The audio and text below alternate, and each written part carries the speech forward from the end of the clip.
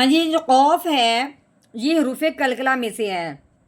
اب قلقلہ کا مطلب کیا ہے کہ حرف کو اس کی جگہ سے ہلا دینا، ٹھیک ہے، اس کو ہلانا، جیسے کہ ہم گیند پھینکیں کسی دیوار کی طرف، وہ جا کے واپس آ جائے، ویسے ہی ہم نے اس حرف کی آواز کو نکال کے واپس لے کے آنا ہے، ٹھیک ہے۔ اور یہ کب کرنا ہے؟ جب یہ جزم جس کسی حروف قلقلہ کے اوپر آ جائے۔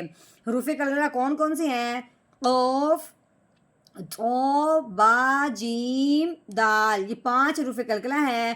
ان حروف قلقلہ کے اوپر جب یہ جزم آ جاتی ہے، حروف قلقلہ جب ساکن ہو جاتا ہے تو اس حرف کو ہلا کے پڑھتے ہیں۔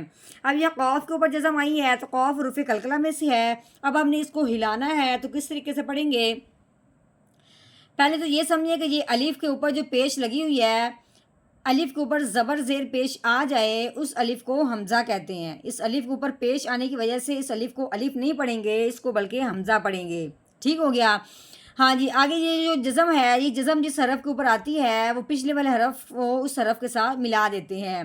اب اس حمزہ کو اس قوف کے ساتھ ملانا ہے اس جزم کی وجہ سے، جزم آئی ہے اس قوف کے اوپر، اب ہم نے حمزہ کو قوف کے ساتھ ملانا ہے۔ اب ہلانے کے ساتھ ساتھ اب ہم نے اس کو ہلانا ہے، کیونکہ قوف حروف قلقلہ میں سے ہے۔ حروف قلقلہ کے اوپر جب یہ جزم آ جاتی ہے تو اس کو ہلا کے پڑھتے ہیں۔ کیسے پڑھیں گے؟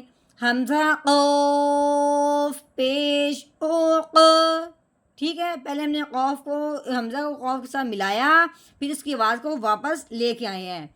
اوق، سین زیر سی، اقسی، میم پیش مو، اقسمو،